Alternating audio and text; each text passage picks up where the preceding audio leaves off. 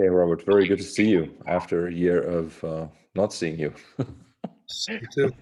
And I've you've, just been at the Bearsville Theater literally every day, mhm. home or here. I go nowhere else. Mhm. How do you get your How supplies about and you? stuff, groceries and stuff? Do you have them Yeah, delivered yeah. I or mean, do you get?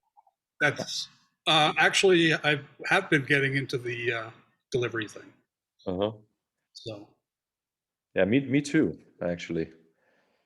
But it's been frustrating because sometimes they only bring half of what I ordered. actually, the last order we did got lost in the mail, and I was like, good thing we don't rely on them. 100%. Um, they it's some program that they send like 3 or 4 meals for a week. Hmm. And the last one we ordered, I was like, 2 weeks later, I'm like, whatever happened to that? It's like, she just said, oh, they lost it in the mail. Great. So how does it feel to be at home for such a long time? Definitely bizarre. Um, yeah, I mean, normally we would be out on the road. I would be out on the road for at least 3 to 4 months out of a year. Yes. And although I got to say, my 2019 was kind of screwed up as well. Uh, I know a bunch of Stickmen tours got canceled in 2019. Yes. And then, of course, Japan and China and the 2020 stuff, Cruise to the Edge. So between 2019 and 2020, I think something like 8 uh, planned tours got canceled on me. So luckily, I've been rebuilding the Bearsville Theater, so it's actually been kind of a good thing. But that started in 2019 already, right? It started in August of 2019. Yeah, yeah. But you guys have been ready to launch the new place for We almost a were year now. actually ready last March. We got shut down 2 weeks prior to opening. Yeah. Wow. And then this past summer, we tried doing some shows out in the back Hmm. with the 50-person limit. And, I was breaking even at best with that. What Something that was doing very well was a thing called jazz brunch on Sunday mornings, and I would have 100 people trying to get in, so and we'd Hmm. have to we'd have to turn them away. So, and then even after all that, it was still just breaking even. So Mm. just Yeah, grinding years here. yeah. I mean, I really can't see how things would change considerably. Well, maybe locally, right?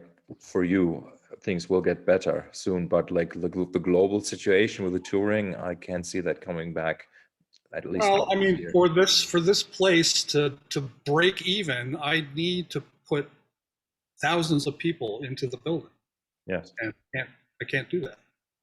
Yeah. Um, trying to make some sense of it. Of course, I've gotten into video. Hmm. After 40 years of being an audio guy, I'm now a video guy. Hmm. Uh, Sadly, Martin Scorsese, I'm not, but just trying to do video shoots and live streaming. And there again, the live streaming, uh, at best, I'm breaking even. Most of Mm. them, I'm making money on. No, it's really difficult. But Robert, maybe let's talk a little bit about you and your past, your musical past, and your history in getting into the business, because Okay. I know a little bit about that, um, and I think it's a very interesting story. And so maybe you can start even from your like childhood days where you were discovering music, and tell us a little bit about the the different steps in your career? Yeah, that goes way back to the 70s. Um, I come from a large family, so I was introduced to a lot of different music. You know, my father was into country and big band. My mother was, of course, was into classical and the Beatles. Oddly enough, my sisters were into bubblegum rock and like Jackson Brown type stuff, Mm. and one brother was into the whole Allman Brothers thing, and the other brother was very much into Jimi Hendrix and the Who. Mm-hmm. And I, of course, um, my very early days, Elton John was a big, you know, enjoyed it very much. But then I discovered this band called Genesis, Mm-hmm. and that at the time I literally really heard nothing like it. Um, and I just dove deep into that. And from that, of course, you find Brian Eno, you find King Crimson, you find all this really bizarre stuff. I remember listening to WNYC out of New York City. I grew up in New Jersey, so you got all the New York stations. Mm-hmm. They played Sunday night. They had a show on New Sounds, a show called New Sounds on Sunday nights at like midnight or something back then. And they played Brian Eno's Apollo record. And I was just so blown away by it. That was John Schaefer. John Schaefer already, right? Like having that show, right? Probably, yeah. Yeah. Um, so I was just listening to really bizarre. I mean, for some reason, that really just hooked me immediately. Mm-hmm. But I was playing in bands at the time, and against my parents' wishes, of course, I wanted to go into the music business. I, of course, thought of myself as a musician back then. Which instruments did you play? Guitar and bass, was my main thing. Mm-hmm. But then I was like, well, how can I make money at this, and how can I actually do it? So literally at 15 years old, I went into New York City and started interning at recording studios. And the one recording studio I was working at was also starting a company called the Toy Specialist, Bill Tessar. And he started with his Linn drum machine, where he would rent his Linn drum machine to all the studios in New York City. So, that was making him money. So he started building that up. Mm. Anyway, what that did was got me into every major recording studio in New York City. Which year was that approximately? Well, I'm probably blurring the whole thing, but I did start when I was 15, and when I got out of there, I was like 24.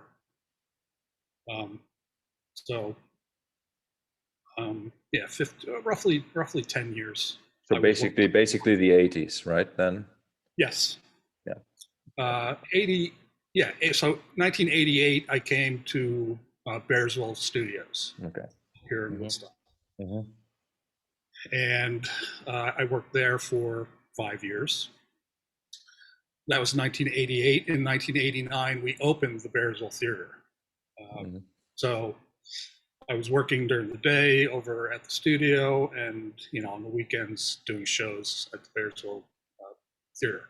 I was still playing in bands then, and slowly, of course, I was making no money being a musician, and I was making money engineering. So the logical step was to just concentrate on studio and live sound. So that was, so it was purely like, well, I'm going to starve if I still think I'm a musician, but so I still wanted to make music, and be in that creative space. So the logical point for me was engineering. Mm-hmm.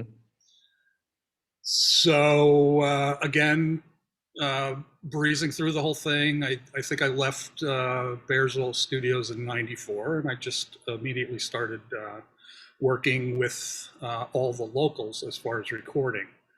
I slowly started going on the road then also. Mm-hmm. So, you know, I was working with Tony Levin and David Sanchez, and Orleans was a big group out of Woodstock, and Robbie Dupree. Um,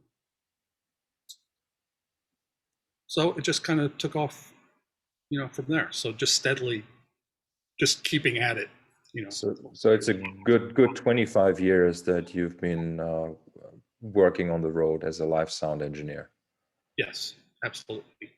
Oh, and basically, as you said, like 3 to 4 months out of the year, every year. Some years were more when I was with Todd. I was with Todd Rundgren for 10 years, and we would be out on the road for 6 to 8 months, Oh, okay. possibly. You know, Mm-hmm. he did everything in 4-year cycles. Mm-hmm. So he'd write a record. The first 2 years of that, he would tour the record. The next 2 years, he would tour half the record and the hits. Mm-hmm. Mm-hmm. Then started it over again. So the first 2 years, once a record came out, that was definitely more busy than the second 2 years. Mm-hmm. Mm-hmm. Mm-hmm. So So in when you went to New York City and you got into all those studios, um, tell me a little bit about what you learned there. And have you been like, what was your initiation into the music technology in the studios in the 80s? that was the other great thing about Toy Specialists, is that we got all the newest gear first. It all Yeah. came to us, you know. So we would be able to tinker with it. Mm-hmm. Obviously, the '80s was a big MIDI. The whole MIDI explosion happened in the '80s, so everything was modified. Um, another bunch of gear that he got a bunch of the Neve modules from Abbey Road Studios. Mm-hmm. So, you know, it's like, wow, the Beatles recorded through these. Like it's gonna, you know, have some magical power over what you put through it. But, you know, we'd like to think that.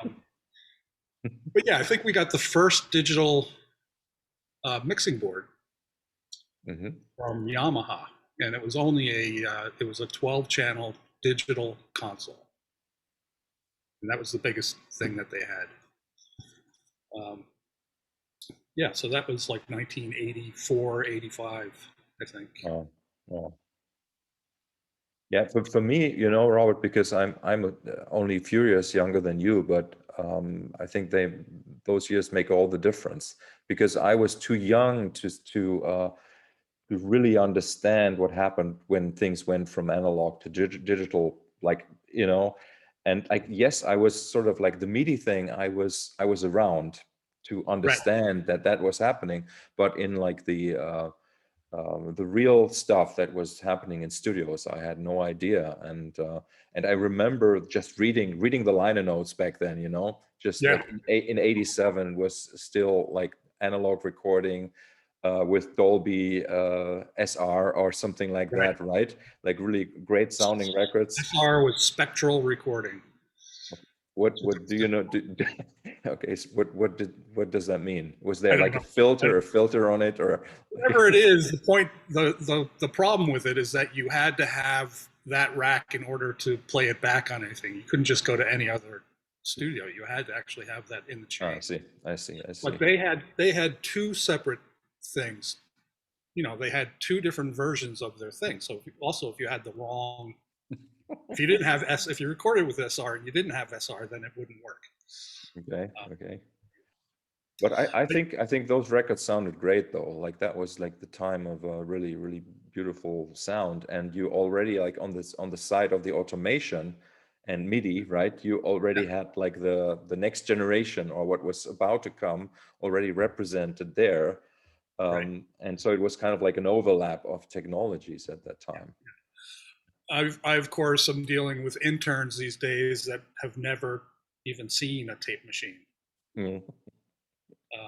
But yes, and we would lock up multiple 24 track machines together in order to get. I worked on Metallica's Justice for All or Injustice for All. I don't know. They had 24 track machines linked together. Each member had 24 tracks of their, you know, Lars was on one reel, the guitar player was on another reel, so and so. Um, How did the syncing of those machines work back then? you use SMPTE. You use the SMPTE generator. You would print SMPTE onto a track, and the tape machines would chase the SMPTE code. So there was like just one machine and one track on the machine that was sort of the master, or how did that work? The machines would chase the SMPTE generator. Ah, It was actually a rack-mounted piece of gear. okay. And of course, it was kind of like the ADATs later on, where you would have to, every time you hit play, they'd have to like catch up to, to actually sync. So it wasn't like, oh, you hit play and they're automatically there. No, you had to hopefully, within 5 to 10 seconds that they lock. And of course, you always ran into trouble with that. But getting back to New York City and getting into the studios, I learned a lot, more than anything, the etiquette of the studio. Back then, as an assistant engineer or just guy, you don't say a fucking word. No one gives a shit about your opinion. Stand in the corner and you observe.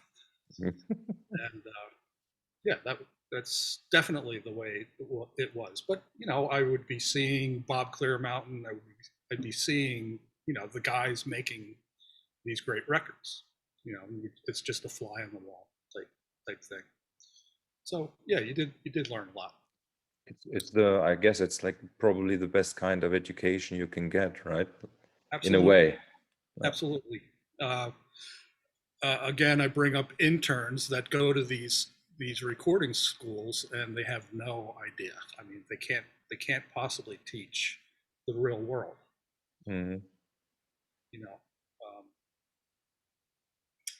I don't know if they like discuss Ohm's law, for 6 months or something like that, but they don't. There's no real world working situation in these that I'm seeing with these people. And of course, they come to me, and I just toss them into the fire. It's like, all right, you're on. Yeah. And they're like, what do I do? So do you remember any particular productions in the 80s that like really were also like very emotionally engaging for you as an intern, as somebody who was watching, listening?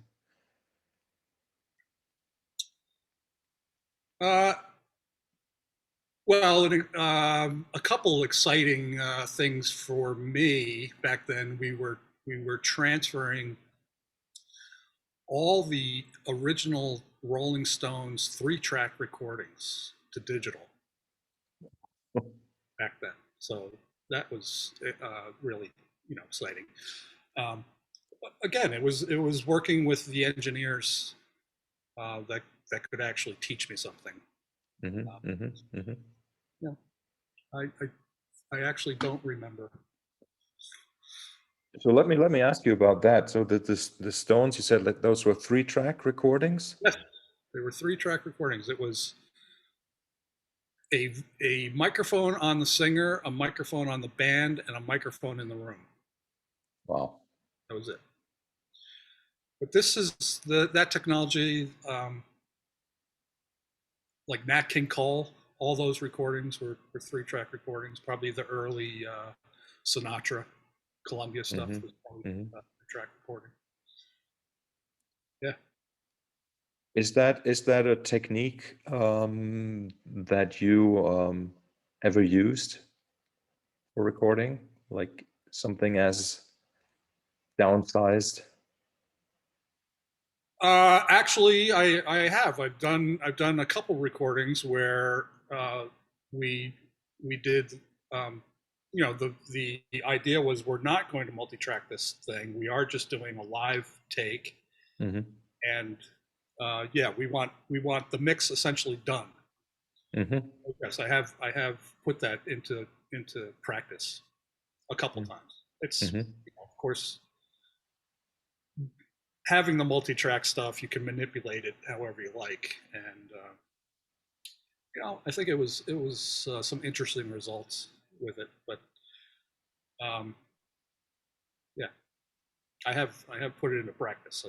It didn't last too long. Yeah, so with a process like that, or like the like let's say old school, okay? Like how important, because you already said that like the Neve channels from Abbey Road, they don't really bring the magic that you may think they do, right? But Right. what about was there anything about the signal chain? Um, I mean, even in the 80s, let's say, right? That does we don't have to go back very far, you know, as early as like 50s or 60s. Like, was there anything in the signal chain that you think was really kind of like making the sound of records? Absolutely. What you would call Class A electronics, Hmm. those Neve modules, the 1176 is the tube gear. Unlike digital gear, when you hit the peak with digital, it just flatlines. Hmm. With that gear, you would hit the peak, and the electronics would kind of warm it up a bit. Hmm.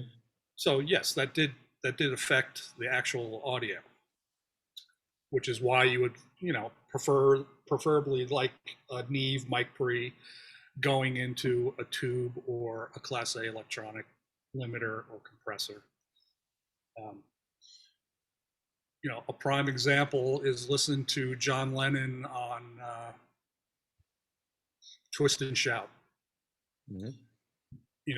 They made that record in one day, and that was the last track of the night. Of course, his voice was shot, Hmm. but it's also overloaded. Yeah, it was a Because Mike, saturation. Yeah. and you're right. So if you listen to that, and that's what the electronics are doing to it. Hmm. Hmm. So it um, technically it's wrong because it's overloading, but it does something in a pleasing way to for the ear that you can't get with digital stuff. These plugins that are emulating this stuff. It's not like the real thing. Yeah. Yeah. Yeah. I'm yeah, you are mostly a live engineer, live mix engineer in the last 25 years, but um, I'm wondering in how far like the studio recording experience, where you're basically making a piece of art, where the Right? studio is part of the process and it's a musical instrument in a way, right? Absolutely. And you take that over into the live world, where Absolutely. it's live music. I find that interesting. This kind of like this idea that you take the studio on the road Right. in like basically a person that represents the studio, that would be you, right? Right. And then you sort of like create the sound live, but you only have one chance to get it right. uh, and I Well, technically live, yes, we have one chance, but we also record all of our shows, so we get second chances later on down the road. yeah, yeah, sure, but no, I've always found it like fascinated your like was always, because I had no idea, so I was just interested in finding out how do you listen, right?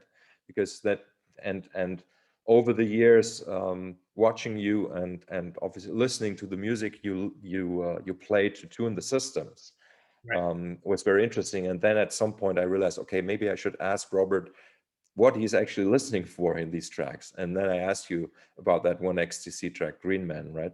I asked you like which elements do you actually listen to, and then you pointed out all these elements to me that Right. I wasn't even aware of they were there. But Right. once you pointed them out, they kind of they I was hearing them. So it really is like the familiarity that you have with the material, right? And then you can kind of like judge how it translates in the room. Absolutely. Yeah. Right. So you've heard Green Man probably about 5 million times. As also, the David Gilmour track, the Eno track, I mean, I play certain things. Mhm. Right. And you're right. There are certain things in each of those mixes that I listen to. Mhm. Prime example is the Crimson. What's the Crimson track I play? Walking on Air. Okay, Tony's first note is Mhm. so over the top, and that's something I listen to. If it's not over the top in the system, then something's wrong Yeah. with the system. Mhm. So right. So you basically want that bass note to blow up the system. So Mhm. the Mhm. point being is that if it's not there, something's wrong in the low end. So you're testing out the extremes in a way.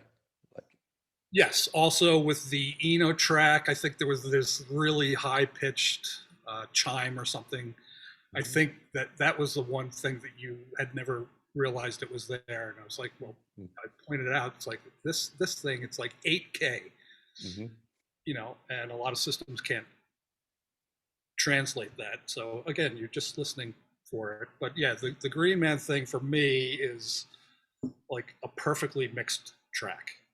Mhm. The lows, the mids, the highs, it's all kind of even, So that I always start with that to just get the overall picture of, okay, we're kind of hearing it in, and the other tracks I start spot, you know, checking out the spots. The Gilmour track, um, there's a bump in 2K on his voice, so I'm always listening to that out of that track. Again, with the Eno, it's the really high stuff. With the Crimson stuff, it's the really low stuff. So from those 4 tracks, I can kind of, you know, get an idea of what the system is doing, and then I'll Mhm. adjust for that. But then from the musicians, you'll never hear me with a drummer saying, hit the tom. When I talk to Pat, I'm like, play as loud as you can, like you're doing the show, Mhm. because that's where I'm going to get my levels. When you just do the tom, it's like you set a level for that, and then the show hits, and of course Pat's playing 20 times harder than that. So you got to like set it all up correctly to begin with. Mhm. Mhm. Mhm. That's probably how I differ from other engineers, where I want the full on, you know. Uh, of course, you've done a million sound checks with me, and that's always like just get the band on stage and just start hitting it out. That's a lot easier for me to actually get a mix. Ever since we have this new system with the personal monitor mixers, sound checks have been so quick, right? Like 5 minutes, maybe, right?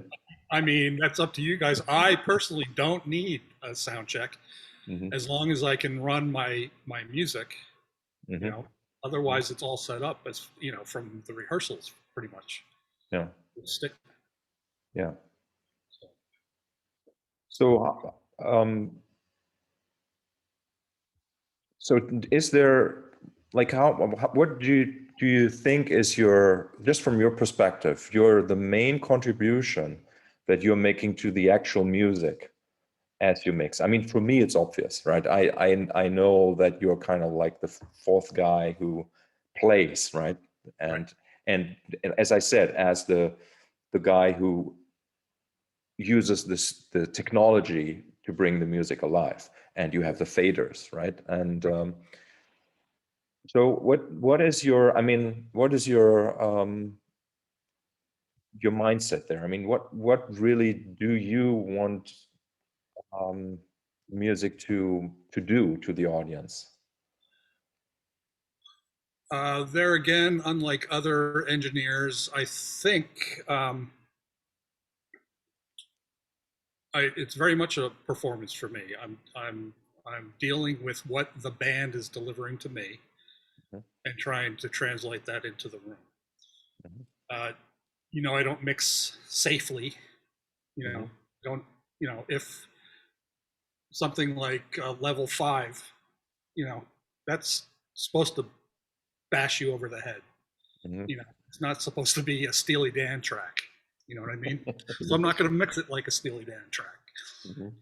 It's going to be this hardcore, heavy, heavy, heavy, heavy thing, and I'm Hmm. going to, without shaving eyebrows. I try to just make it powerful enough in the room if the system can handle it.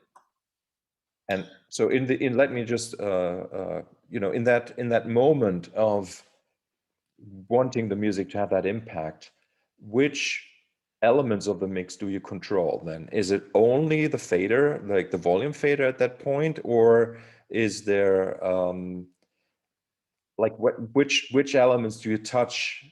Like level 5 is a good example in a Stigma show, which is mostly the last piece, right? And the question is, like, is your system so well tuned throughout the show that you're only dealing with levels, or are you still kind of like, do you For still need for to the just, most part, at that point, I'm just dealing with levels. okay? The EQ stuff is going to come earlier in the show. Of course, the difficult, not necessarily difficult part, but the jumping around I have to do is between you and Tony as far as effects are concerned. Mm, Vocal solos. Um, I will affect them with either reverb or delay or something, depending on whether it calls for it or not, and that's just tap tempo, into time with what you guys are delivering. mhm. Uh, what's the track of yours that you guys keep switching back between solos? Mantra. Yes, Yeah. Mm.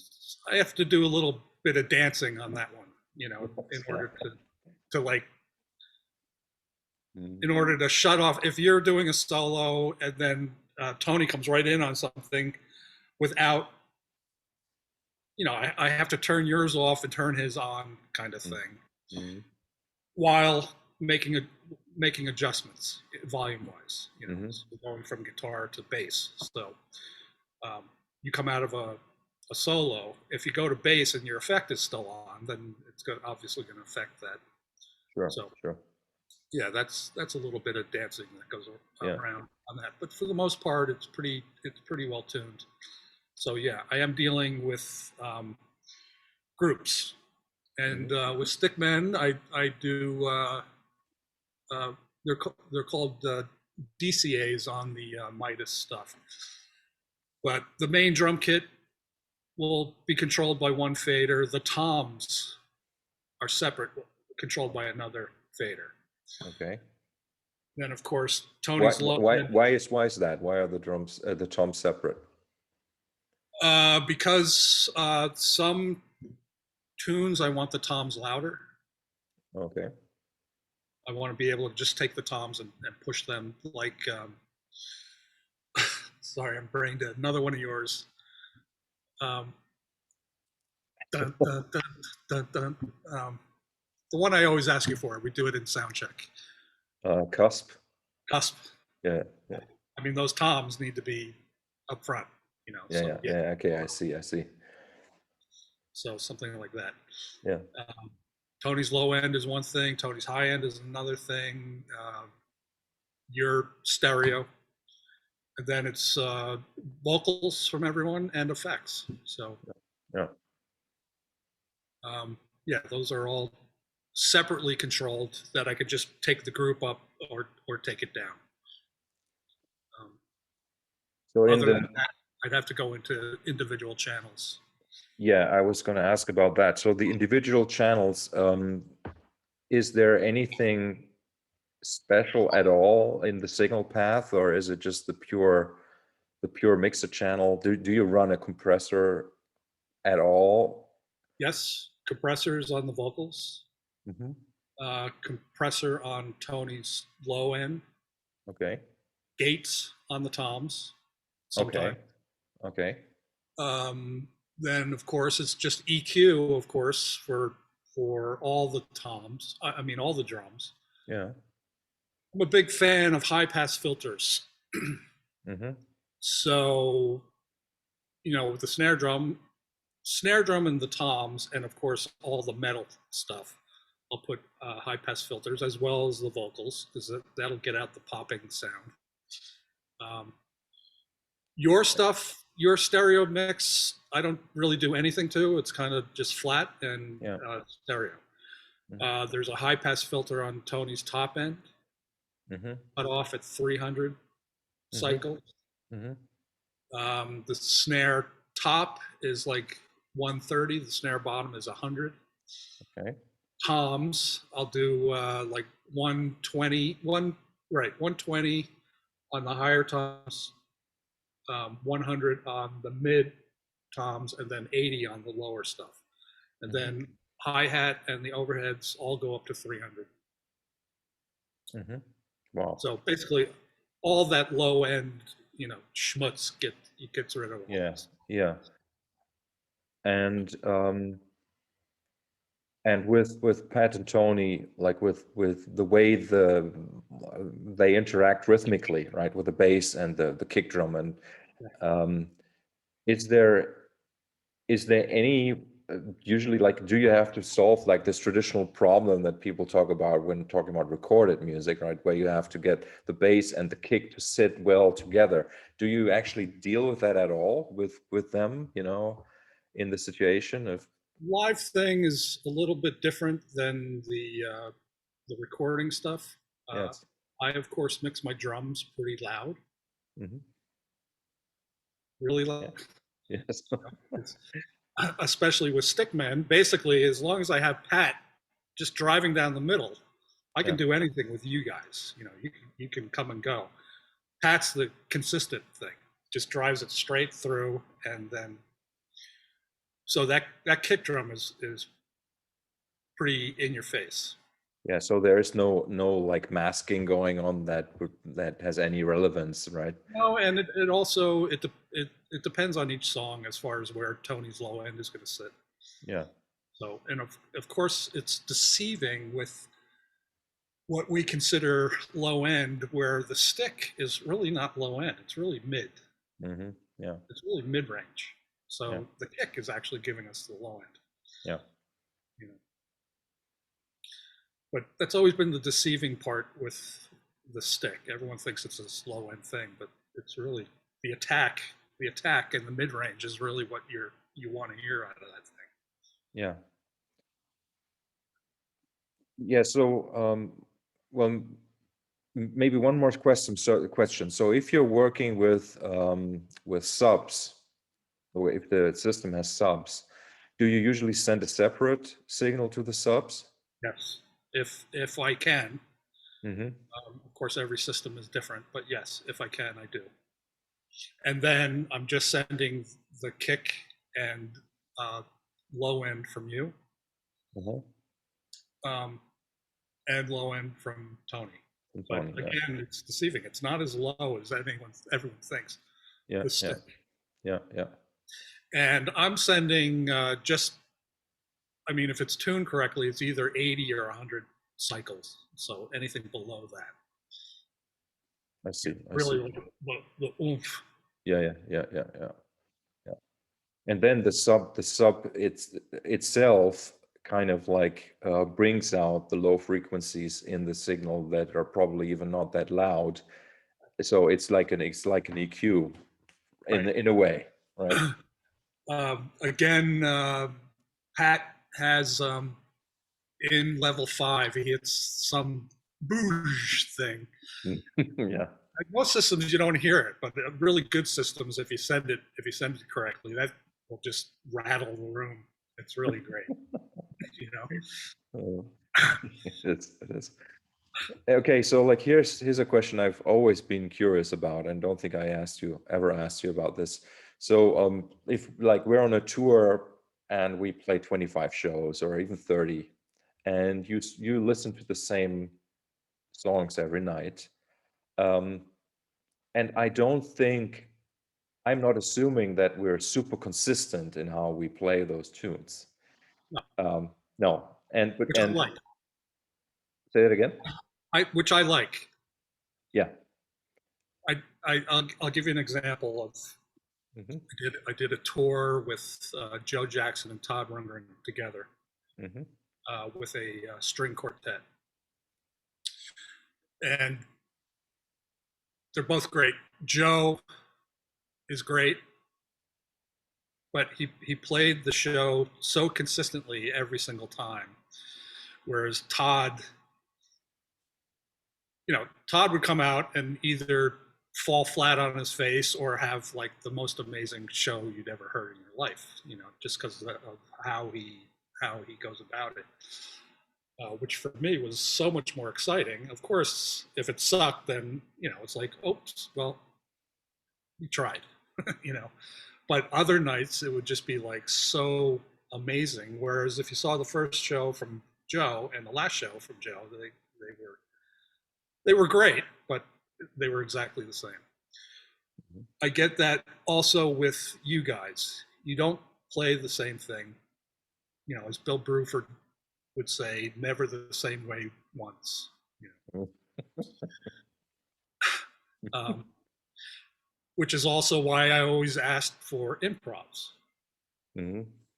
Every tour, I'd be like, give me improvs because if we are doing 24 shows, I want to hear something new every night. Yes. Yes. To keep me going.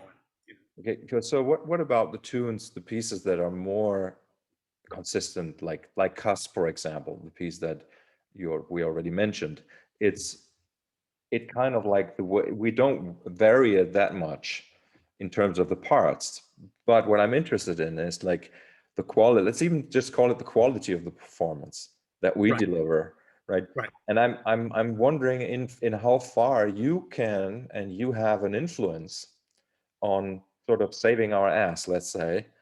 Um, and is there such a thing as like, do you kind of like notice maybe something is sloppy, or like is there, do you kind of like, do you try to support us, or do you kind of keep, want to just show us naked, like? No, no, no, no, absolutely. Of course, I do everything I can to make. And again, I'm dealing with the room, so that's different for me every night. Hmm. Um, Hmm. so I'm mixing to that particular room.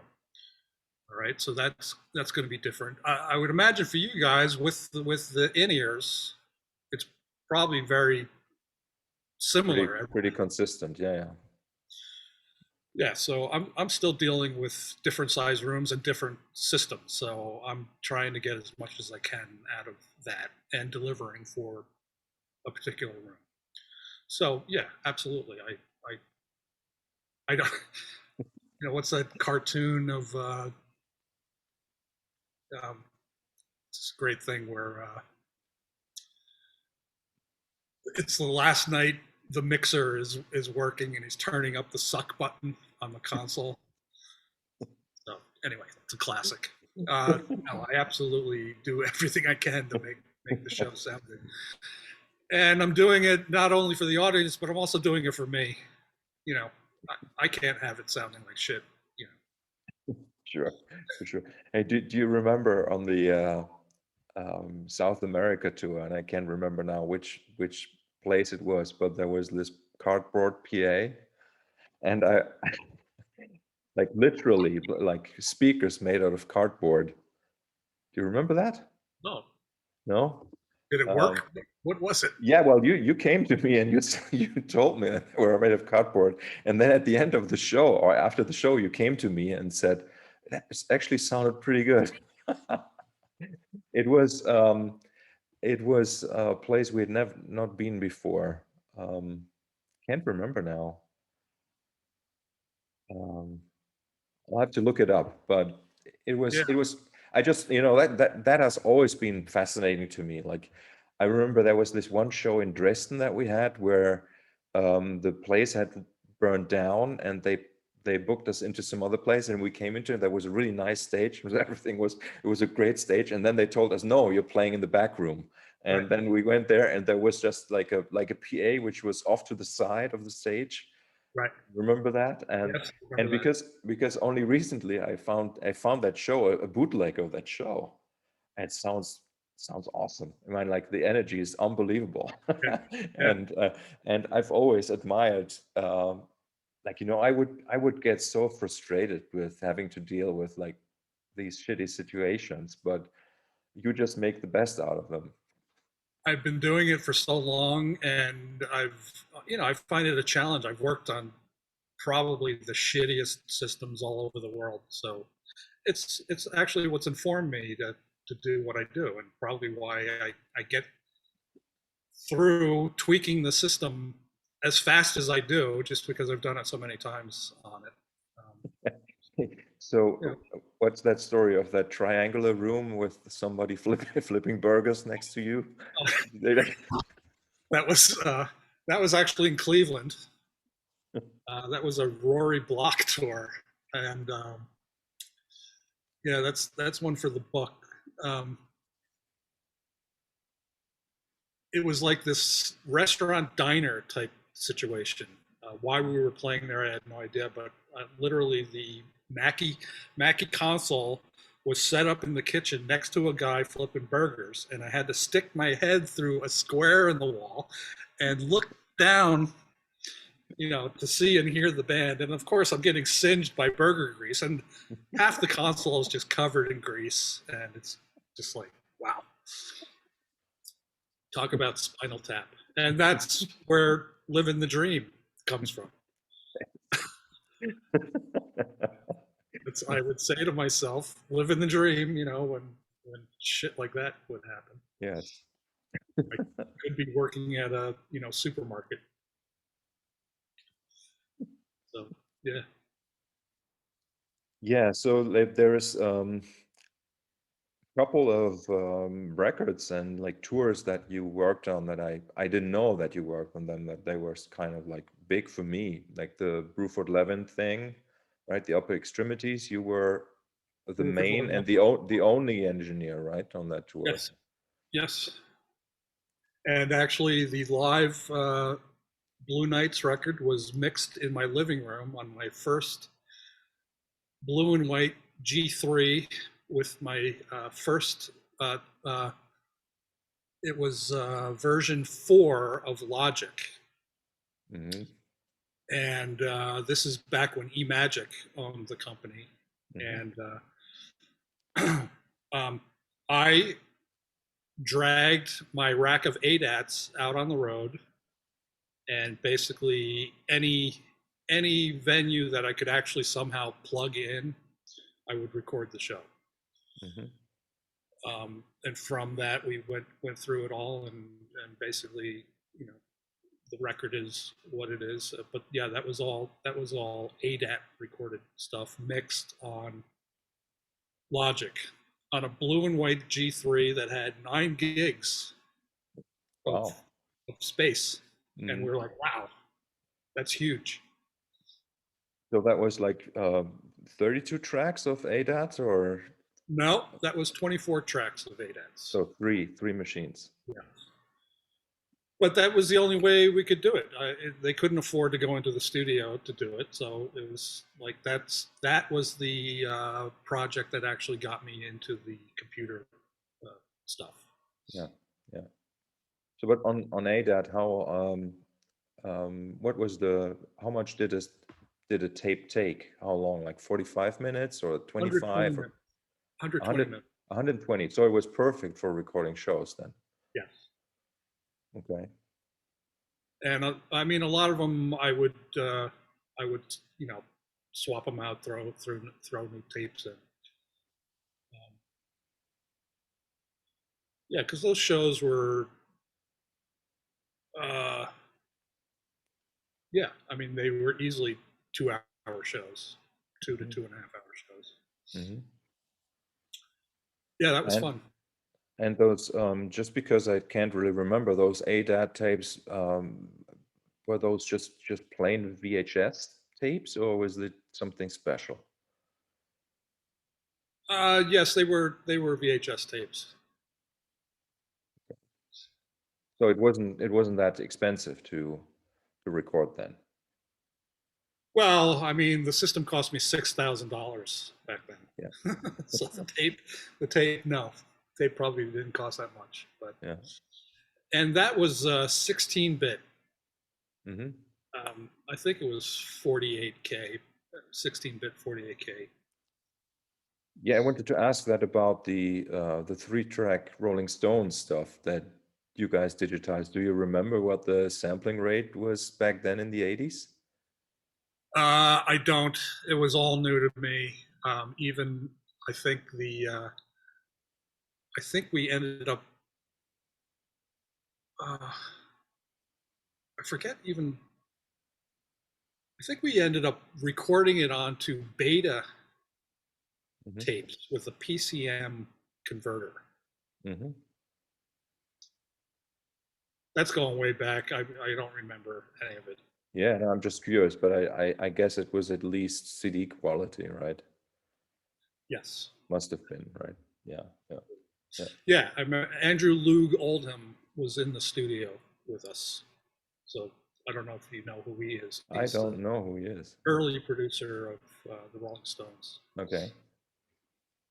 Oh. Which studio was that? It was called West 55th Hmm. Street Studios. That was the birthplace of the Toy Specialists. Okay. And their claim to fame as a studio was that Led Zeppelin came in and recorded one track for their second record there.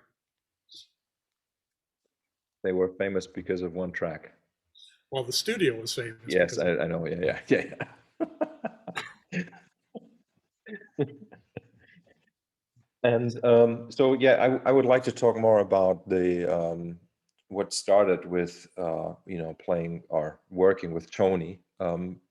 But you said that you moved to Woodstock in '88, and you worked at the studio first, right? So you were, and it was the studio, the Bassville studio. Is that related to the theater? Was that in the yeah. same building? No, no, no. Well, Albert Grossman, to give you the long history quickly, Albert Grossman, who managed Bob Dylan, Janis Joplin, the band, Mhm. Todd Rundgren, had the record label Bearsville Records. Um, uh, Basically, him and Bob Dylan at one point owned 99% of the town of Bearsville. Mhm. And he, for his artists, he built a studio up on top of Spear Road. And this complex was a farm, Mhm. and he turned, the buildings. This was the original barn, um, and the restaurants were outbuildings. The only building, I mean, they were all built onto. The only building is the Utopia building that was built started in the late '70s for Todd Rundgren as a video studio. Mhm.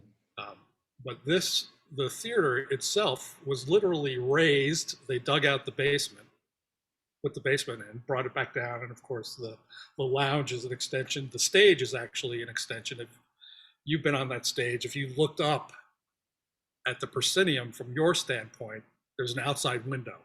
So that was the Yes. outside of the building. Mhm. So Mhm. yeah, so this was expanded on. But yeah, the studio was at the top of Spear Road. That was on 100 acres.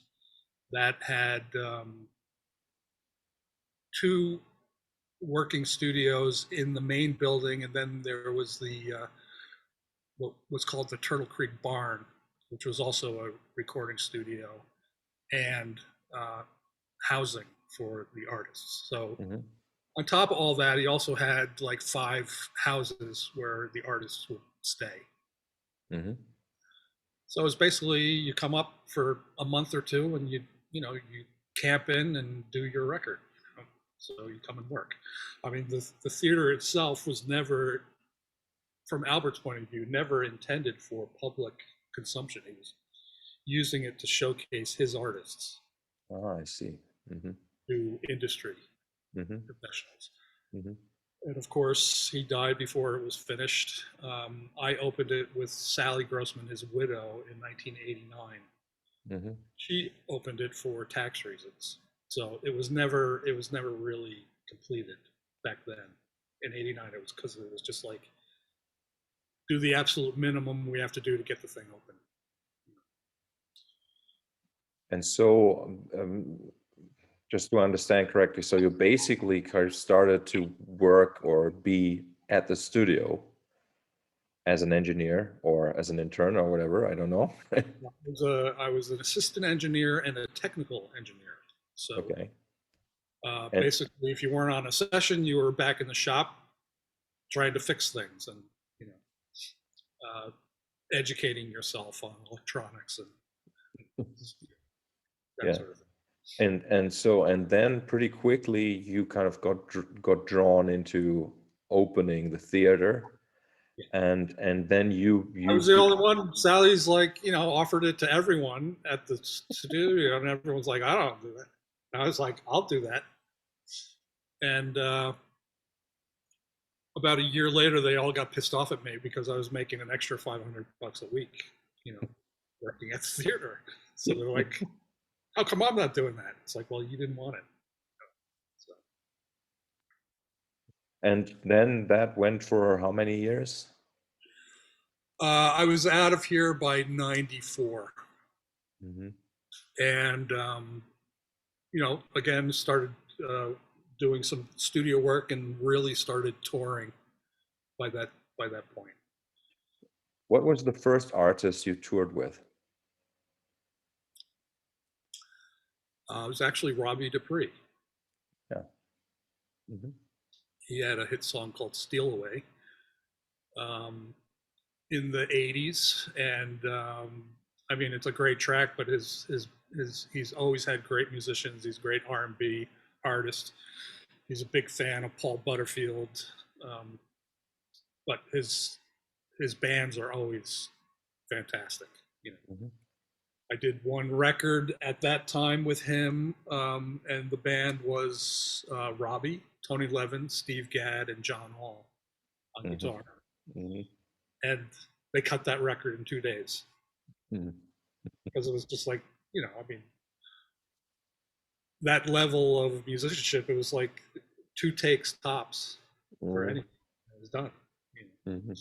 So yeah, that was the first tour that I did, and I got some great stories from that tour. We ended up doing we did a bus tour basically down to Nashville and back, and we also went to Japan at that time. But very, very, very funny guy. So Yeah, I met Robbie a couple times in Woodstock. So it was through Robbie being or working at the studio that you got that gig, or how did that work?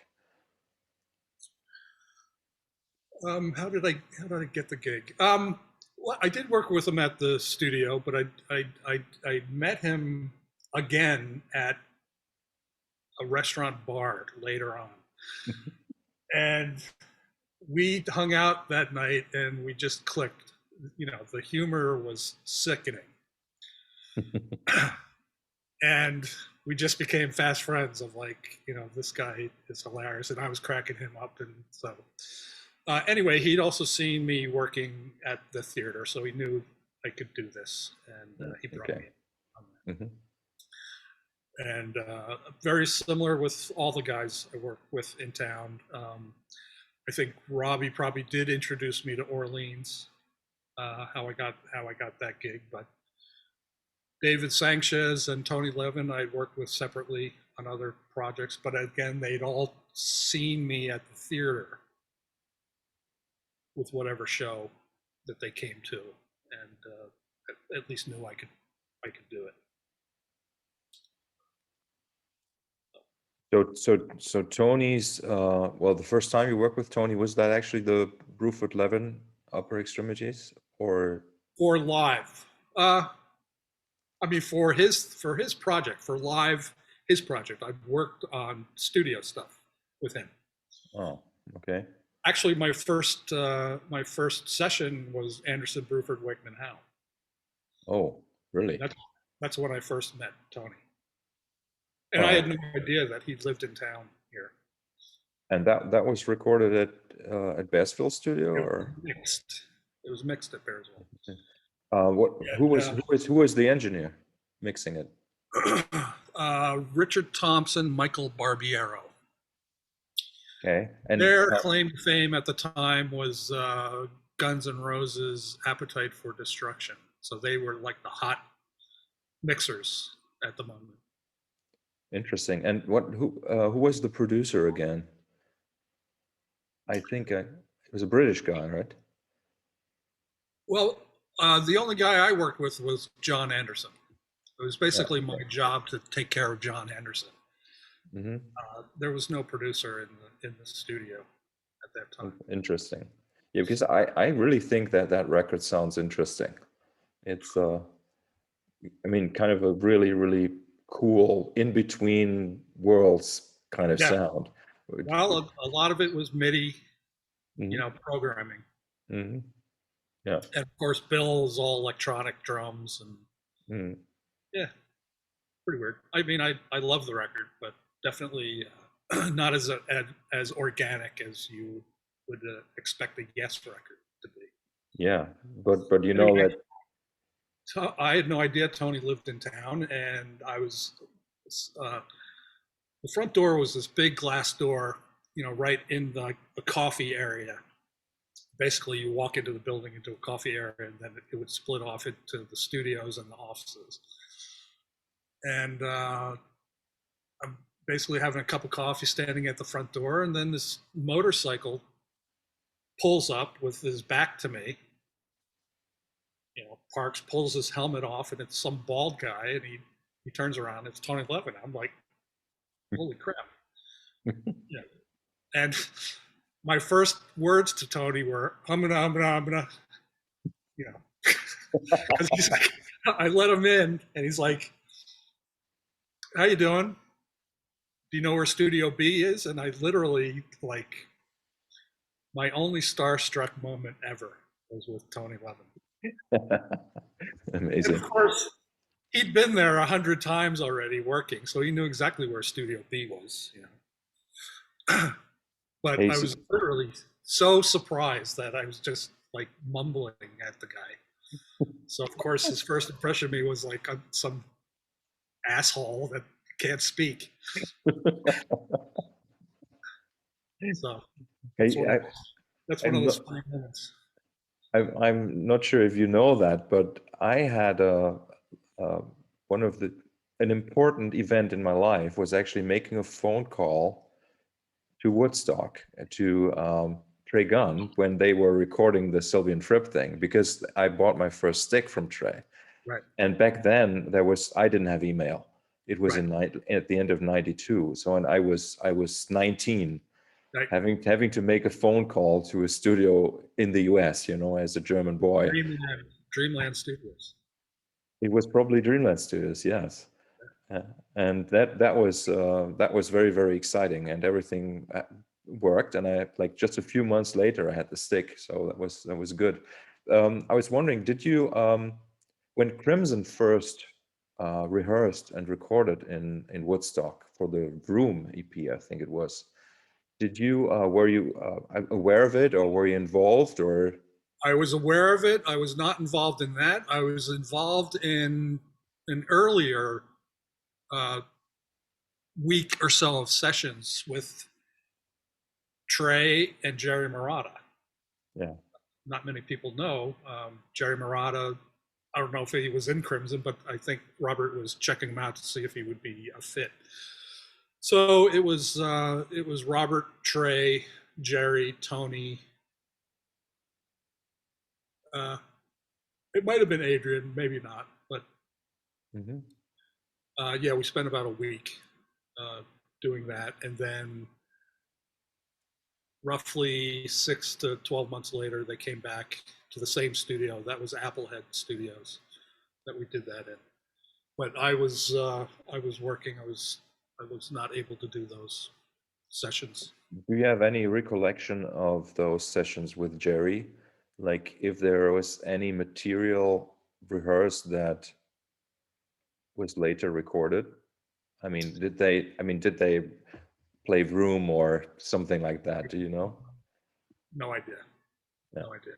Yeah. I think just from like for historical reasons, it would be interesting to know what kind of material was in circulation at that point. You know? Yeah. Yeah. Yeah. Yeah. I think it was all just improv, Mm. trying to see if Jerry would be a good fit. Yeah. Yeah. Speaking of Trey and Tony, I think I'm the one guy who lives in a world where Trey Gunn plays Tony Levin parts and Tony Levin plays Trey Gunn's parts. Have you ever Yes. thought about that? Yeah. Yes. Security Project, Trey's playing all Tony's stuff, and with Stickmen, Tony's playing Trey's stuff. Yes. So Yeah. It's that one popped into my head once. Like, oh, that's interesting. yeah. Okay. So tell me more about what happened just like with your career as a live mix engineer. So after Robbie, um, Again, yeah, we're talking 25 years. So a lot of these things would be one-offs. I've gone on the road with a lot of people, and they're usually just one kind of thing. My long-term stuff obviously has been Tony Levin over the years. So it was Blue, Tony Levin Band, Stickmen. mhm, Again, 10 years with Todd Rundgren. Orleans, I'm still doing shows with them. So that's from the 90s, mid 90s. I started working with them. mhm, Robbie Dupree, I'm still working with. Um,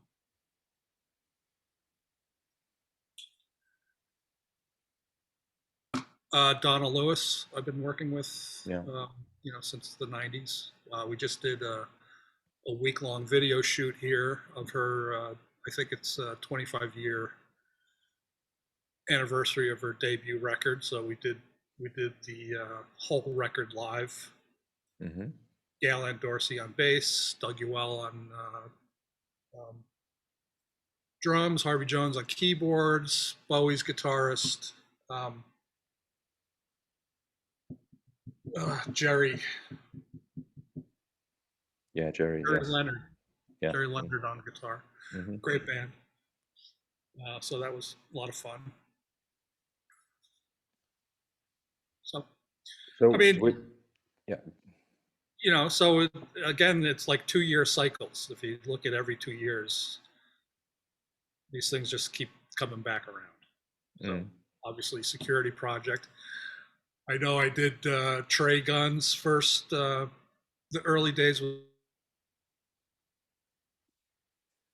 tour was opening. After they did the Crimson thing, the first tour was opening for Trey Gunn Band, which we did a West Coast tour, and that was in the mid '90s, I think. How yeah, long have they've been around? 25 years now, right? 30, 30. yeah, Okay. yeah, So yeah. I was going to ask about the Trey Gunn band thing. So you became their engineer too, right? yes, And that must have been kind of exciting, right? I mean, I can only imagine it how was that. it was very exciting. I really dug Trey's writing. I thought his records sounded great. Mm, Um, that was with Bob Mueller on drums, and um, who's the guitar player? You know him. Tony Jabal was on guitar, Yeah, yeah, and then there was another guy playing like stick on the wah guitar, or a bass on the wah guitar. that was the floating guy. Yeah. It was kind of different, I think, every time. Hmm. Hmm. Um, Now, was that before Blue or after Blue? No, that was before Blue. Are you sure? I think so. I don't know. Because we had done a tour of Japan with Blue and Project Two. Project 2. Yeah. That Yes. was Adrian on drums, Trey, and Robert. Yeah. So you basically had Robert, Trey, Adrian, Tony, and Bill on one stage, but Hmm. not playing together. So it was pretty And you wild. had and David Torn. David Torn and Chris Bodie. Yes. Yeah. Yeah, well, actually, the blue stuff was my introduction to improv, Hmm.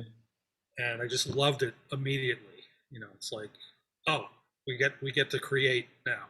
You know, I Hmm. have no idea what's coming at me, and it's every man for himself kind of thing, and it just makes the performance more exciting for me as the mix engineer. Hmm. You know, I love Orleans, but you're going to get the hits no matter what. So As far as I'm concerned, I could play like all the shows. They could be completely improvised. yeah, That we well, do. yeah, me too. Yeah.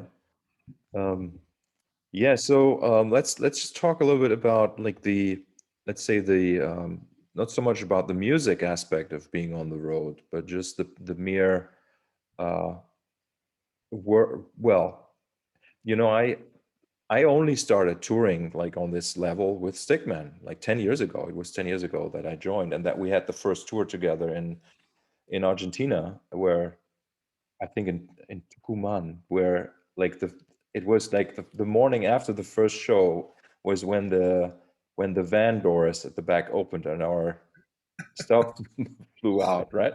Do you remember that on the I highway? thought I thought it was you coming in for the first time. I think it happened. It happened with you. I don't think I was in the van. I thought your first. Mm, I think your first introduction was the shit falling out of the back.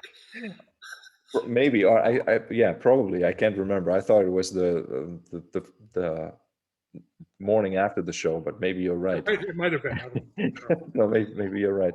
Um, but just like I'm interested in like what is your way? I mean, I kind of like know, and I don't know much because I hardly ever see you when we're staying in hotels, right? Like you seem to be chilling and taking it easy most of the time that we are not actually traveling. Right. And I think that probably is like a super clever thing to do, right? And I see it in Tony, for example, and that Tony sometimes seems to be so like low energy, like as if he's sort of like holding everything back just to be kind of 100% for the shows, right? And so how Yeah. do you do that? Well, obviously, our van rides are a prime example of how that works. So we all get in the van and we're going on to wherever, we got a 4 hour drive in front of us. And, there's about 5 to 10 minutes of chatting amongst ourselves, and then it goes silent for 3 hours. Mhm. No one says anything to anyone. And, I mean, imagine if you had someone just talking that whole time. That's really like the sacred space of like Mhm.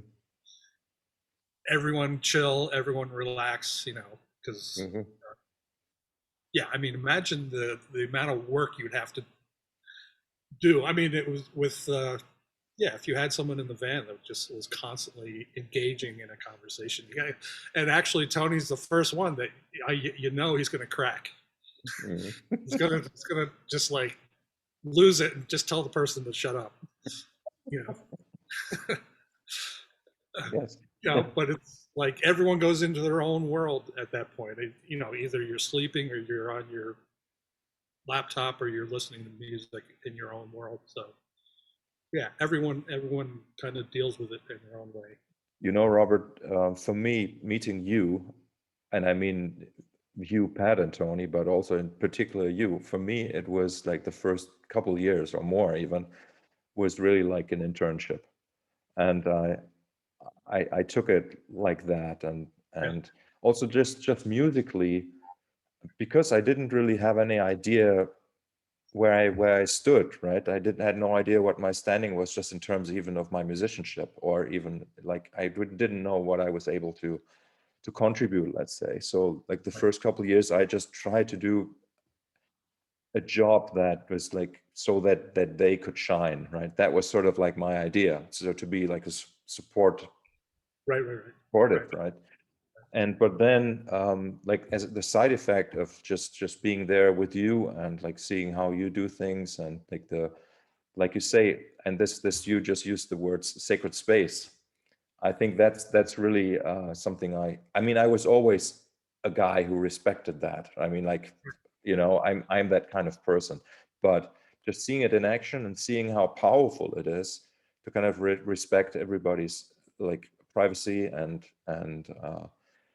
downtime, and just and I think it really, that's maybe one of the things that kind of like shows in the performances, because like the performances seem to be extra powerful because we're so focused and peaceful during the Yeah. day.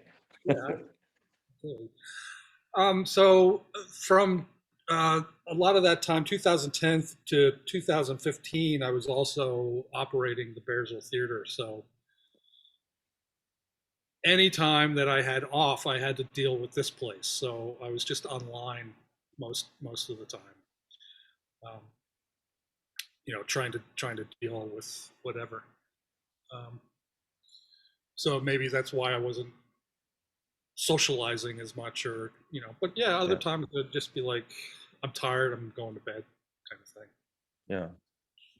So, but you said that on Robbie's first tour, or your first tour with Robbie, you guys already went to Japan. So, like from the very beginning of you doing the job, you also had the experience of working in a foreign country where people speak a foreign language, and which I think maybe probably is not, sometimes it's not easy, right? Like if it's hard to communicate with the local staff, and or Well, that how do you deal with that? that one was complete culture shock. Um, of course, Japan is a different thing. First of all, they are going to get it right. Mm, They're not going to rely on us actually. mm, So, that was the first time. Um, a prime example with Blue when we went to Japan. You know, Before I got there, I had uh, you know hours and hours and hours of emails back and forth of like, this is what's going to happen. This is, mhm. so and so is doing this. Everyone's job is this. And as soon as I get there, I have a production meeting with literally about 30 people. I'm not kidding. And of course, there's a translator, there's an English speaking person Mhm. um, translating everything, and they want to go, step by step through absolutely everything. And of course, a lot of it, I don't know what it's going to be. Because the time we went there, we started the tour in Japan and then came back to the States. So I didn't necessarily know, what the set list was going to be, what anything was. So the next day, we ended up doing our first show, and we did a setup and sound check. And again, as you know now, the Japanese crews, I had no idea at the time. I'm used to the American, maybe half a guy shows up, you um, where they literally had 5 people for each artist, dealing with, where they're setting up, and they're measuring and, taking pictures of where everything are, the settings and all this stuff. And of course, as I said, I'd never dealt with this before. And then the next day, oh, uh, yeah. So the next day, we ended up doing the show. The next day, get to the venue, and we're a totally different city, and I'm looking at the front of house console. I'm like, wow, this board is, left kind of like I can, kind of start. Me not thinking, oh, they took pictures of the console where I left it and actually set it up. It took me like four or five shows to figure it out. It's like, oh, they're actually doing this. But the funny thing, the next day, the band shows up. Bill walks out to his drum kit, sits down at the drum kit, and literally like picks up the hi-hat stand and moves it like half an inch to the left. All of a sudden, five guys come out of the curtains and like, what went wrong? The hi-hat was not in the right place. And I'm looking at this going like, holy crap, this is amazing. First of all, that they're so into it and, getting it right. But after all that's said and done, we come back to the States, and our first show is at a place called Toad's Place in Connecticut. And as I said, the one guy is out back smoking a joint. Half the console had beer spilled into the thing, so half of it didn't work, and it was just like, holy crap! Coming back, the culture shock was just like, oh, now I get it. Americans suck. It was just so unbelievable, the difference in the production value.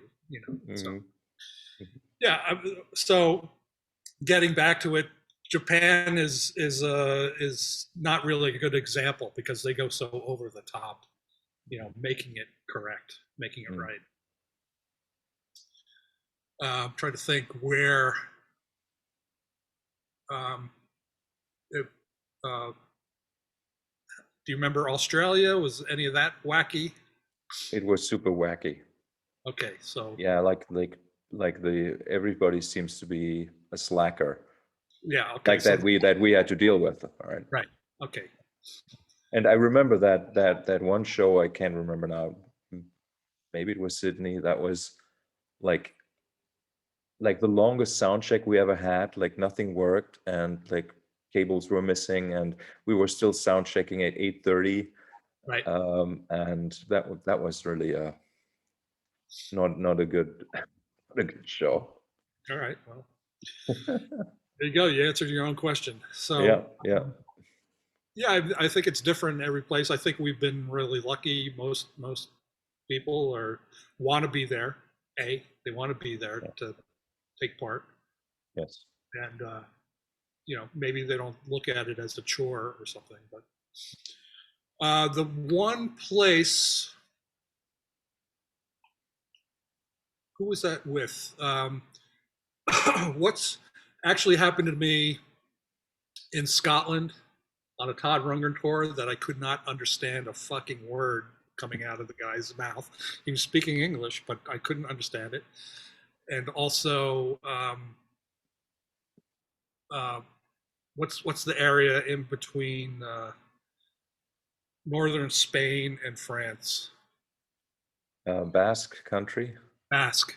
All right. Yeah. So I knew they were speaking Spanish, but I couldn't. In my limited experience with Spanish, I can usually pick out some words like, it's not Spanish. It's it's a different kind of language. To me, and I'm just like, I'm making finger signs at the guy. I literally did not understand a word.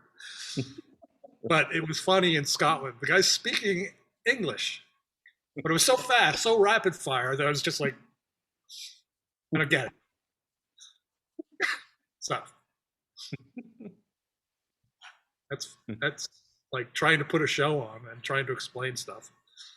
Yeah. Did you enjoy the flying that's involved in touring? I hate the flying. Over the years I've grown to hate it more and more and more and more. Mm-hmm. It's one thing I have enjoyed in the past years that I haven't been on a plane. I mean, our last one, of course, one of the worst flights ever from the States is to Japan. And to land there and they go, oh, the tour's canceled. It's like, have some sushi, get back on the plane. That's drag. You know that I stayed about 4 more days.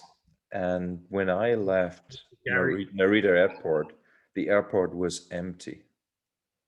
Like it was shocking. And you know, at that point I knew, okay, this is serious. Like really, that's when I really understood. Yeah. Well, I remember coming back into the States and there was not one, uh, there was nothing like get tested here or get checked out. It was just like everyone was just, coming into the country. There was no sign of any the government doing anything, responsible to It's keep. interesting because basically, right, it's just one door. You open the door to the plane, you go into the and you get out, and that's like on one side everything's shut down, on the other side everything's open. Yeah. Insane, right? Like there we see like that, um, maybe as the human beings we need to think, at least now we need to think like in a more connected way, Yeah. and to make sure that like when I first spoke with Trey after like maybe like the first 3 or 4 weeks of the pandemic, right? And he said to me, uh, Marcus, it's so easy. We just need to shut down things for a week or 2 weeks or something, like everybody, and this thing goes away. Right. Like you see what happened, right? What happened? Like Right. It's over a year now. it's over a year. Um, so touring Europe, um, Europe being such a different kind of structure, let's say, as opposed to the US where you grew up.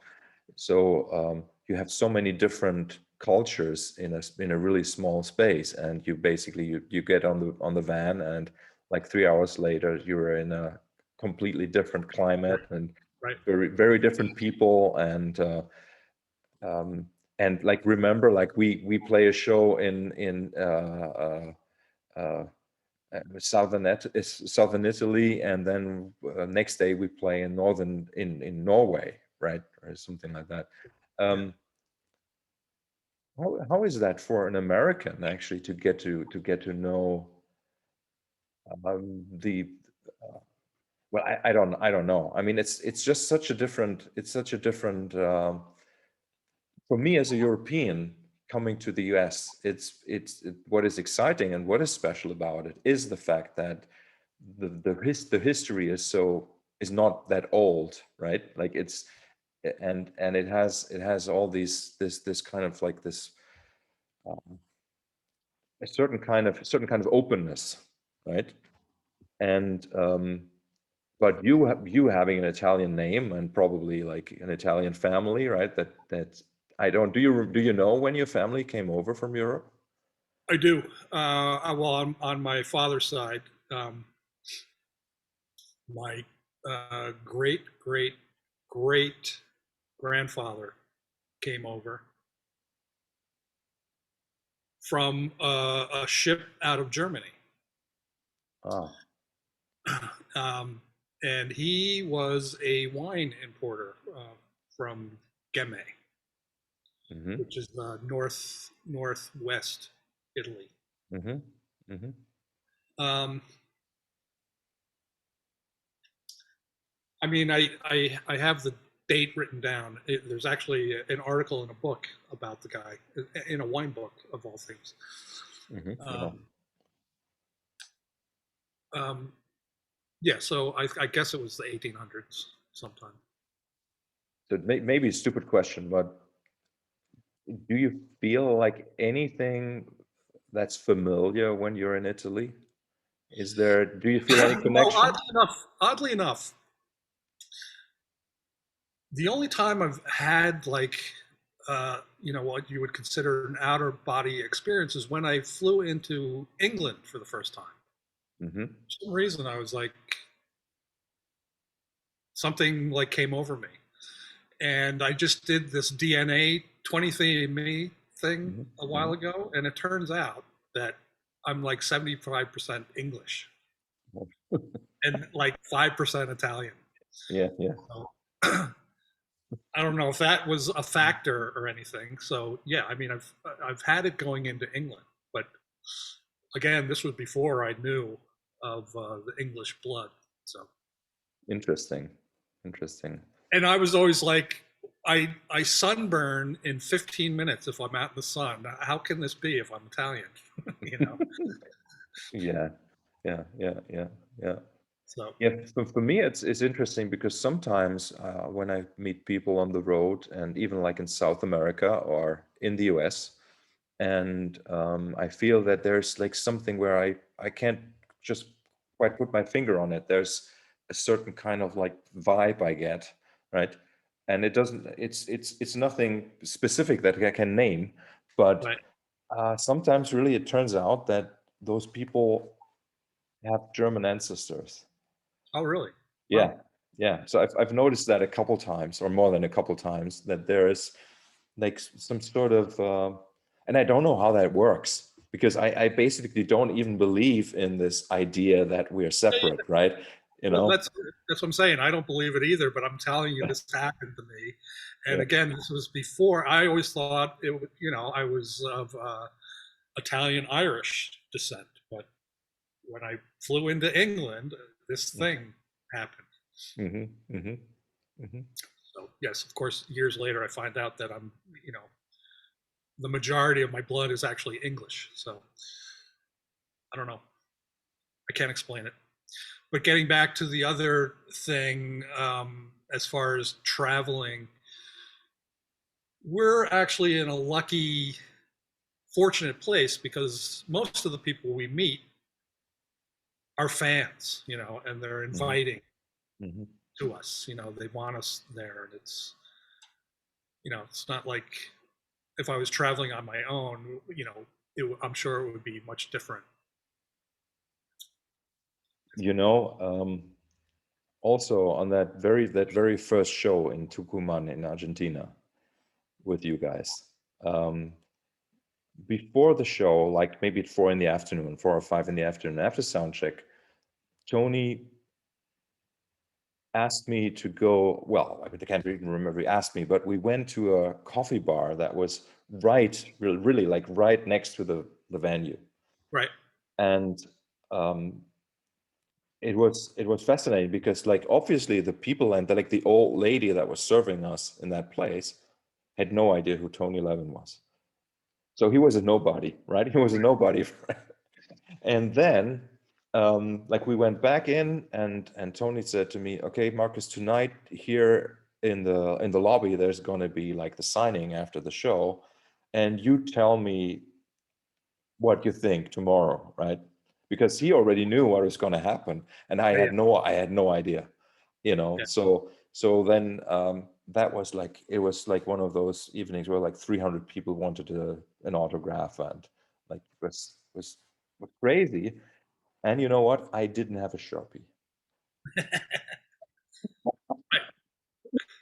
Right. So He should have at least warned you about that. yes, yes, he didn't. But anyway, it was, for me, it was fascinating to see. Okay, so and it was a good introduction because like having experienced that, there's like Tony Levin, famous bass player, that old lady, she couldn't care less about him. Yeah, And yeah, then a few hours later, there were 300 people wanting an autograph. And that was like a good initiation for me, kind of like yeah. to But understand. that's the deceptive thing. You Yeah. have to, as I know, I've had the conversation with you about certain musicians that I've worked with in the past, where they buy into all that adulation Mm, and start believing it, kind of thing. It's like, mm, well, that's not necessarily reality. mm, You really have to look at, are you playing the top of your game? Are you actually contributing something to this thing? Or are you believing the hype? People come up to me, it's like, sounds great. And, if I had a shitty night, I'm kind of like, fuck off, yeah, that's so, it's a kind of a double-edged sword sometimes with all that adulation. yeah, exactly. And like, and I guess that's what I was trying to say, that somehow I'm so lucky to be in that group with you guys, where it's kind of like a healthy functioning uh, Yeah. thing, right? Like, Yeah. and Well, believe me, without you, this thing would have ended a long time ago. And you've absolutely made leaps and bounds as far as your playing is concerned. But yeah, also all the production, all the stuff that you do, because I know Tony and Pat are not going to do it. As far as the records and all that. So this, yes, it yeah, literally would have been over, yeah. a long time ago. No, it's a good. So people are always shocked when I say it's really Marcus's band. Mm. I said it to Pete Levin. He's like, "What are you talking about?" It's like, well, Yeah. without Marcus, it's not going to happen. Mm. Yeah. Just the energy level. That's all I'm talking about. Is the energy level. I just know Tony and Pat probably wouldn't put all the work into it. They wouldn't put the work that you're putting into it. Yes. Yeah. Yeah. As I say, like for me, it's the most public thing I do, Yeah, and for them, it's probably the least public thing they do. But I but it's fun. I mean, it's still no, great. it's fun, and like what I think is really for me as an artist, right? Like just purely like as an artist, it's such uh, it's a real privilege to be able to go on a stage and do whatever we like, Yeah, and well, it's and certainly unique. yes, and like for some reason, people expect to be surprised. It's not that they want to hear the same songs over and over again, even, right? Right. E- yeah,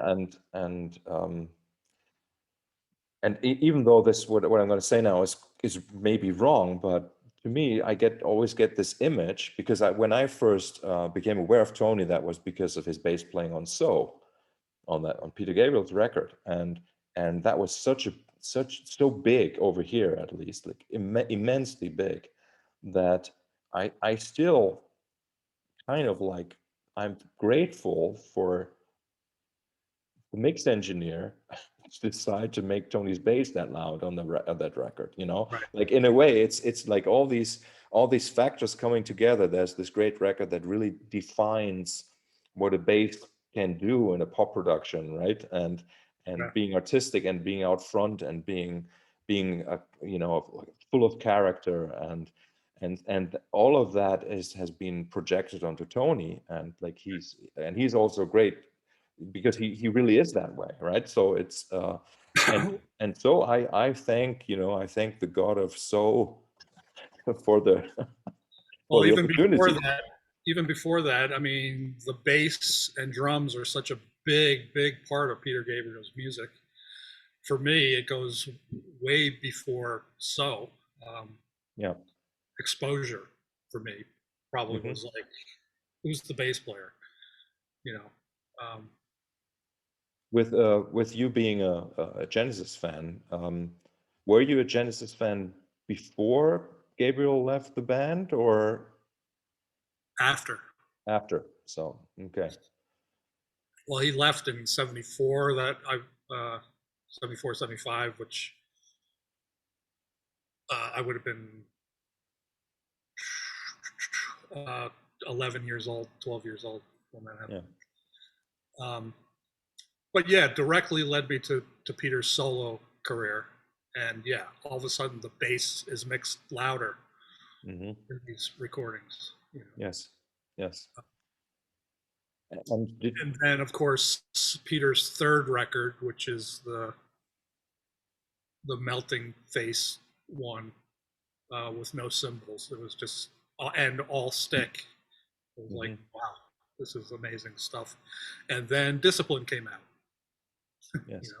Yeah. know, Which was also the record. Discipline was the record that made me aware that there is this music out there, yeah, like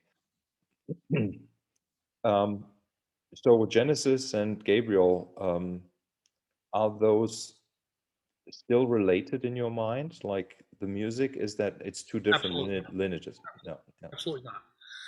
But I do have to say the first song I ever heard was back in New York City off the Lamb. and from there I went backwards and selling by the pound, and but again, at the time, I'd never heard anything like it. There was just this something about it. Nowadays, of course, there's a lot of bands maybe like them, but back then, in the '70s, there wasn't. So it was just totally new for me, and I just completely absorbed all of it.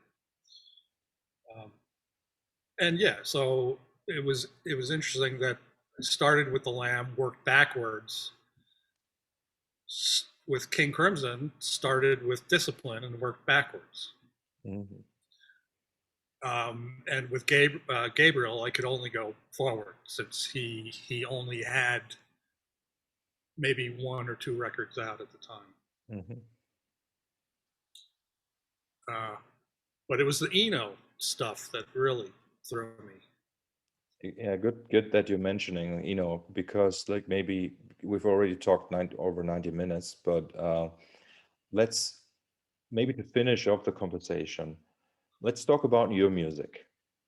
Because Okay. I don't think people are aware that you've been, um, writing and producing your own stuff. And I didn't know, like, there was this great music in the opening tape that you used to play, at least at the Crimson Project shows, and like there were, and especially at the end, It was always especially. at the end. It was never in the beginning. The beginning, I would do yours, Pat's, and Tony's side, whatever. Yeah, yeah, yeah. And the end, I would play. I did an edit of a Tony Levin band song called Utopia. Hmm. Basically, cut a 7-minute song down to a minute and a half. Just Hmm. as an outro for the band. And then I would just play some of my weird ambient stuff. And I had started back in the '80s. I used to write music for a video house in Jersey. Hmm. They'd call me up and say, "I need 30 seconds of, incidental music, segueing from this thing into another thing." So I had a little MIDI studio, and I would just make something up over the weekend and mix it and send it to them by Monday morning. But I'd always, I noodled back. That was back when I was a supposed musician. Hmm. Um, so as far as my own music, I obviously don't write lyrics or sing or anything like that. So I'm not doing, songy type stuff. I just create atmospheres, and usually the way they usually come about is that I'm screwing around with some effect. Hmm. From that effect, I hear something, and I just follow it down the road and see where that takes it, and create it into something. But over the years, I have sold a few pieces for films. I'm actually, a good friend of mine is the chief editor at Sony Pictures. So I've had 9 pieces of my music in major motion pictures. Amazing. But Yeah. but it's always backgroundy. You're walking into a diner and like the background music is playing, that sort of Mhm. thing. So So how much back catalog do you have of I music that you like? oh that I like. Yeah. I don't know if I like any of it, but whether I can tolerate listening to it. But yeah, I've got 30 years of stuff. Um, and it's funny, a guy who I played in a band with actually found all our demo stuff, and he started redoing them all, from the '80s. Mhm. And he's sending me these tracks, and I'm like, oh, they sound pretty good, you know. But this was when I was recording on a 4-track cassette machine, so the demos I have are just hiss, it's Mhm. Mhm. just with some inkling of music underneath that. But um, my stuff has always kind of lent itself to a film kind of scenario. Mhm. Mhm. That's really all I can say about my stuff. Yeah, I would be interested in hearing more.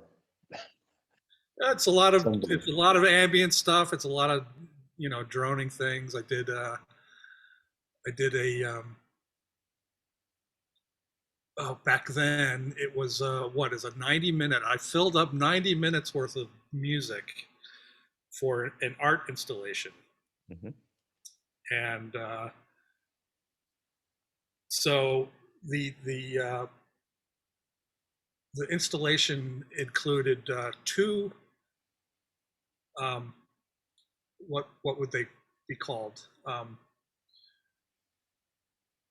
A cassette machine that basically would play the cassette and then it would flip it over to the other side and start playing the other. So it would just keep going. It would be a looping cassette Hmm. machine. Hmm. So there was two of them. So you would start one thing, and about 20 minutes in, you would start the other one, and then just throughout the.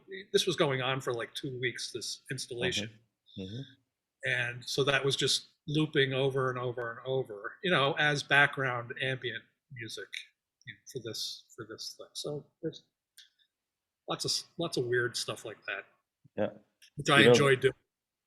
the reason why I'm kind of like insisting that it's probably good stuff is that what I heard on top of being ambient, right? Like Right. there's this element of it where it has something about it that kind of like draws you in. If you are a musically inclined person, let's say, Right. right, Right. Right. right, there's something about, like, it's not just any ambient music. Like there's, you have Brian Eno, and you have, like, Yeah. like, even though you can play Brian Eno's music in an elevator, it is not elevator music. Right. The difference between Eno and New Age. Yes. So Yeah. Yeah. technically it's probably the same thing, but Yeah. And what I'm trying to say is that, like, the couple tracks I heard from you, they seem to have like this, something that actually makes my ears go, oh, what's that? And that's why, um, probably someday, like when you're, I know that you're probably not planning on retiring very soon, but I don't think I can, quite honestly. yeah, yeah, yeah. Yeah. No, I know, like, certainly, like, for you and me, um, I mean, with, like, Pat, I talked to Pat a couple of weeks ago, and he actually said to me that he's kind of like really considering to retire. Really. He, well, he said he feels like it's an option. Right? Now, he said something like that. And I can see that, but it's those extra 10 years, right? Like, or like, Pat is I think 18 years older than me. But for us, for you and me, it's really like a real deep cut in something that was actually going somewhere. Yeah. Yeah. Yeah. Yeah. And I find that is really, in a way, it's obviously quite destructive. But also, if I think about it, like, clearly, I could see that there's maybe, I'm not saying that this is good that it's happening to us, this forceful break, right? But I can see that maybe something really new and fresh may happen. I'm trying to stay positive. Well, as I said, after 30 plus years of audio, I'm a video guy now. I've had to learn this whole new profession. Mhm. So, um, and it's been fun. It's been interesting.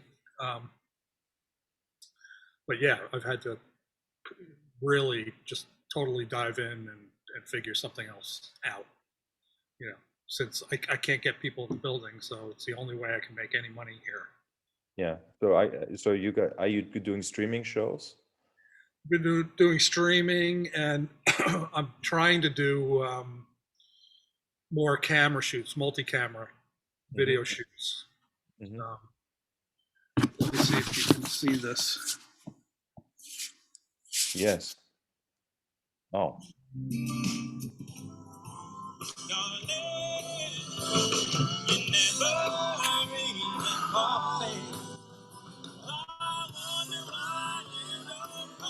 This is my little commercial I put together. Yeah. Ah, I see. It looks very good.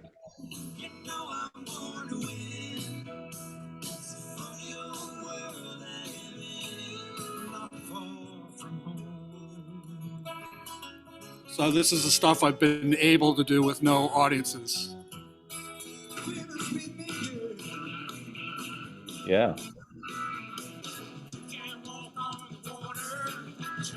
Professor Early Louis. days of my bad lighting.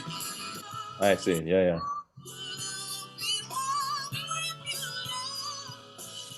yeah. Yeah, I saw the footage of the like 30-minute concert that we recorded for the Deep DVD. It was used as part of the film that Jack did. Do you even remember that? Yeah. It was and yeah, lighting was was a problem a little bit, right? But anyway, this you might find this funny because remember that you gave me like this collection of audience noise, kind of cheering and Yeah. yes of that, and I think on that recording, and I don't know who did it. It must have maybe at mastering, like the audience noise is just so. It's like 2,000 people cheering after cusp. Right. And Yeah. it's hilarious. Right. It's good, but Right. They're not actually looking at the picture, are they? So yeah, no, you don't see the audience at all, yeah. and it's funny. Yeah, yeah. Okay, Robert. Let's just hope that we can see each other, and like who knows if the camp is going to happen. If it's Well, happened, the way I'm looking at the scientists only, they're saying July, August, everyone who wants a vaccine should be vaccinated in the States, mm, which means, October, November, December. So yes, actually September, is it usually yeah, in August? August, yeah, Well, there's a possibility. yes. There's a possibility. And like I had just gotten my visa in June 2019, right? And Right. so I'm kind of like losing 2 years of a 3-year visa at least. Yeah. So I would have to start the process again in a couple months. Let's see if we can convince the group to invest into something like that. Yeah. Yeah. All right. This was Anyway, fun. yeah, it was fun. Great talking to you, and all the best. And yeah, see you in a few weeks. Okay. Yes. Bye, Take care. Robert.